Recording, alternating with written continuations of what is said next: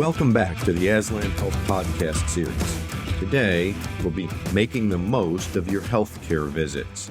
Having spent decades as both a doctor and a patient, I want to guide you and prepare you to get the most out of every visit with a healthcare provider.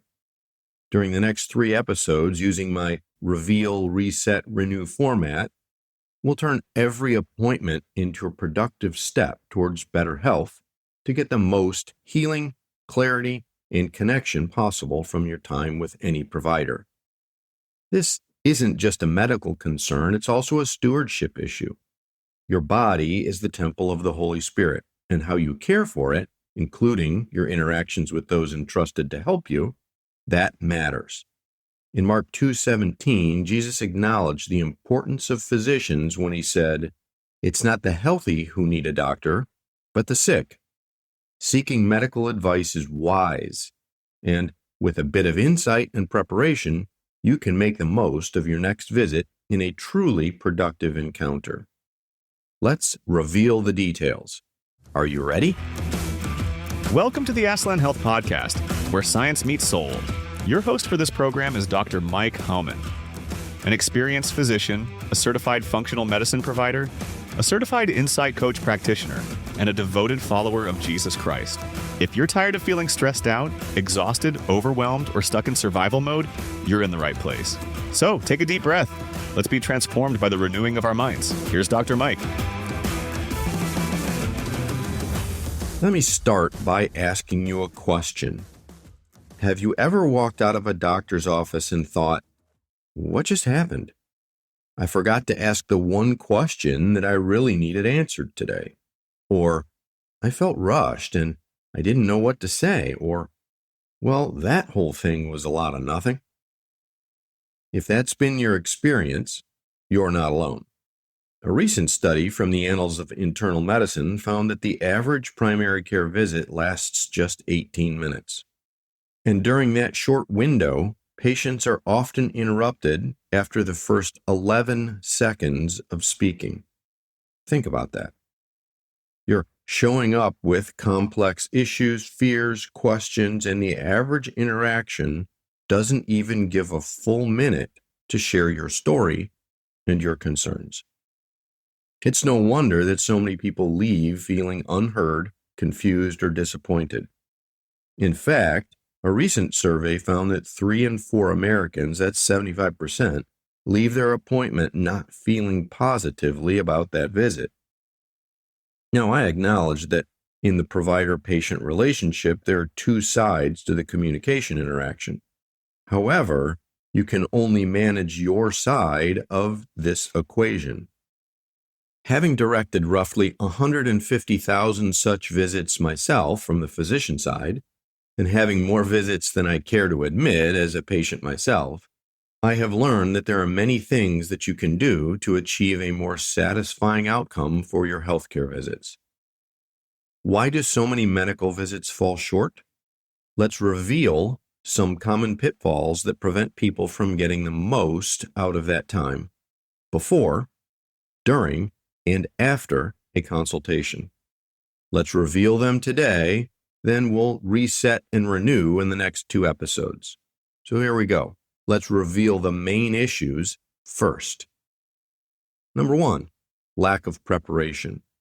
Going into any visit without clear questions, issues, or objectives. It's like Christmas shopping without a list. You may forget the essentials. I always appreciated it when patients were prepared with a written list of questions or concerns that they had.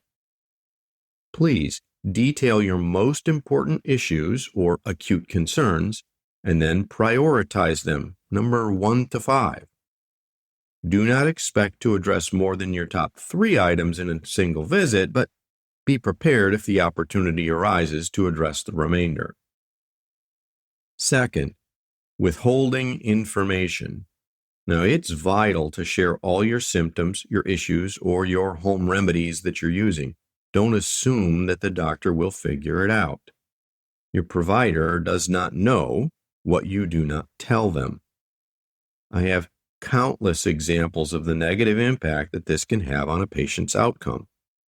For example, one comes to mind. I had a very sweet 98-year-old patient with a recalcitrant, limb-threatening open wound that involved her entire left calf. Her wound refused to close with normal interventions, so I added cutting-edge advanced options, including placental stem cell grafts and bioengineered human skin graft substitutes, things like that. Each time there was initial success, followed by bouts of excessive bleeding. We checked her medications, her medical history each week, and all to no avail. It continued to happen. I suspected that something else had been overlooked, and so I conducted some detailed questioning and some gentle coaxing with her and her family. Then finally, her granddaughter offered that she noticed a bottle of pills on the patient's bedside. The patient then confessed that she was taking aspirin every day because she had heard on a talk show that it was good for her heart. Now, she had no cardiac history and no medical reason to be taking the aspirin, so I encouraged her, with her physician's approval, to stop the over-the-counter unprescribed aspirin, which she did, and then she promptly healed that wound that'd been there for over a year. Next, distracted and disengaged. Please turn off your phone, put down your book, or cease your dialogue with others who may be with you in the visit. All of this so that you can be present in the moment in the visit. I've had patients answer non-urgent personal calls in the middle of an office visit. Things like, what color hair clip should I wear to a party, or whether they preferred pepperoni or sardines as a pizza topping. I've had distracted patients play online games and video poker all throughout the visit without ever looking up from their phone screen for the entire visit. Get the most out of your limited provider time and engage completely throughout that visit. Next, not speaking up. You must ask questions to clarify instructions if you don't understand. With complicated medical terminology, many patients just nod, they leave confused, and if it's not clear, they don't ask for clarification. I recall one of my first interactions as a first-year resident. I was providing the pre-surgical history and physical exam before an elective surgical procedure. The year was 1991, which is long before electronic medical records existed, and no records were available for review, so we started fresh with each person. So I asked the patient why she was having surgery that day. She stated, "I have a herniated hyena. I think the problem is my heart." Now, at that moment, her surgeon came over and he looked at the patient, hearing that conversation, and said, "You are here for an esophageal gastroduodenoscopy," and then he walked away. The surgeon and I both understood that the procedure was scheduled to evaluate her esophagus and the hiatal hernia. The patient, however, was unaware, and she just nodded in compliance. That, my friend, is not informed consent. If you're not certain, ask for clarification. Next, time constraints. As you know, visits are often short, so if you wait until the very end to voice a concern, or for your reasons for the visit, you might not even get them addressed. Don't wait to ask your most important question until the doctor is exiting the room with their hand on the doorknob. Some of the most severe pathologies that I've evaluated as a physician were identified after I completed the visit, only to have the patient ask at checkout in passing while they're leaving the office, "I'm sure it's probably nothing, but what do you think that this might be?" pointing to a problem that was unaddressed. Finally, lack of follow-up.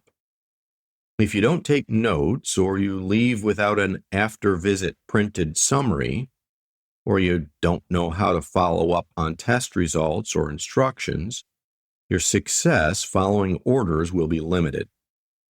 How can you follow your provider's instructions if you don't know what they want you to do or how to do it? This applies to medications, treatments, therapy, testing, surgery, and post-operative care, everything. Can you see yourself in any of these scenarios? Well, that's why you're here. Remember, Proverbs 19:20 says, "Listen to advice and accept instruction, that you may gain a heart of wisdom." Revealing these common pitfalls is the first step on our journey to better healthcare outcomes. So let me provide an analogy. Going to a healthcare appointment without adequate preparation is like pulling up to a busy drive-thru at the lunch hour without knowing what you want. The voice on the other end says, "What can I get you?" And you freeze. Not because you don't have needs, but because you haven't thought through the menu or considered exactly what you did want.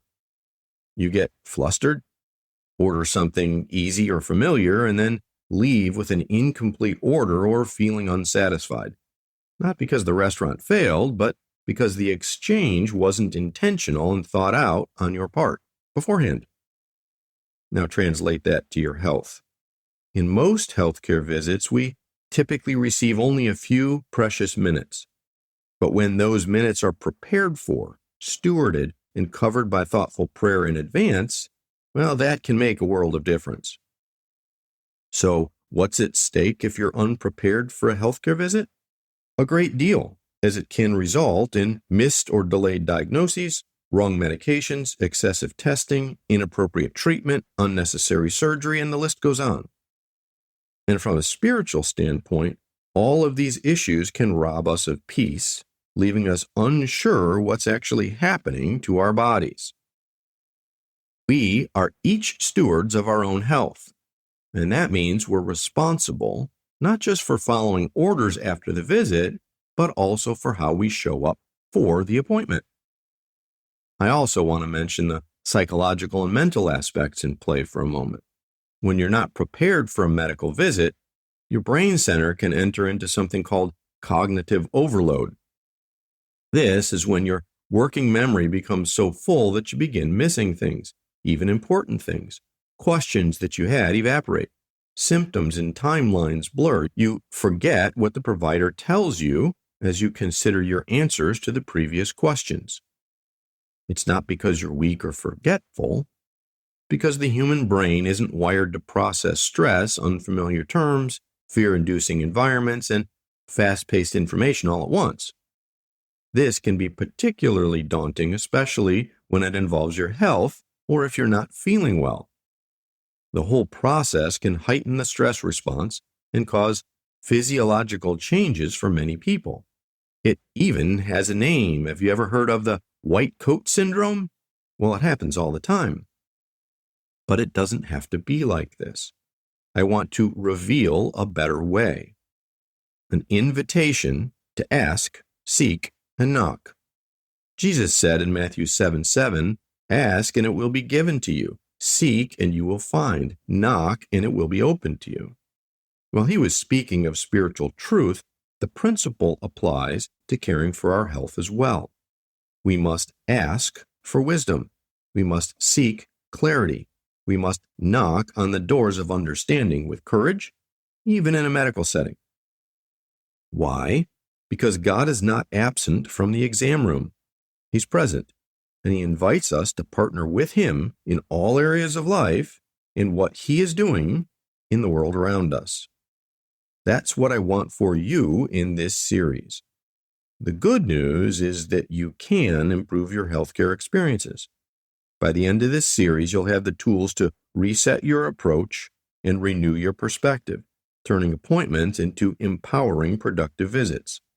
Remember, the truth will set you free from John 8:32. And that includes being truthful with your provider and with yourself. So don't be discouraged by any past inadequacies. We're about to uncover how, with a few proactive steps, you can transform that rushed 15-minute appointment into a truly worthwhile encounter. So return for our next episode where we'll reset, learning practical strategies to take charge of your healthcare visits. So my closing encouragement here as you steward your health with intention. Reminder, friend, your health is a gift. It's also a responsibility. Too often we treat our healthcare visits like a chore, like something to get through, something to endure, and we hope for the best. Well, that's not a winning strategy.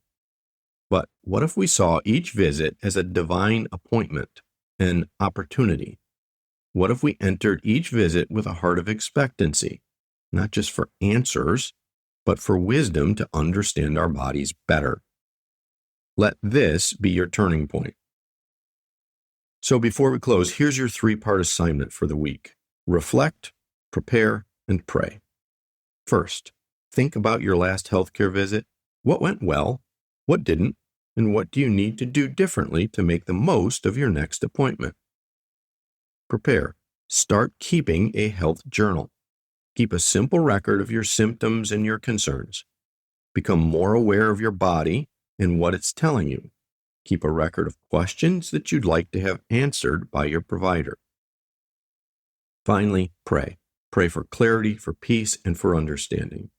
Then, before your next appointment, pray for a heart that listens well and receives instruction. My dear friend, each week I prepare the Aslan Health Podcast because I truly want it to go well for you in body, mind, and soul. Let me close by providing this encouragement from Proverbs 4. Listen, my son, accept what I say, and the years of your life will be many. I will guide you in the way of wisdom and lead you along straight paths. When you walk, your steps will not be hampered. When you run, you will not stumble. Hold on to instruction. Do not let it go. Guard it well, for it is your life. You can do this, and I want to show you how. Don't forget to subscribe, like, or follow, because next time we'll walk through exactly how to prepare for your healthcare visit in the Reset episode. You won't want to miss it. This is Dr. Mike with the Aslan Health Podcast. Until then, my friend, walk in wisdom, walk in peace, and never forget, you are fearfully and wonderfully made by your Creator, who loves the one-of-a-kind, you.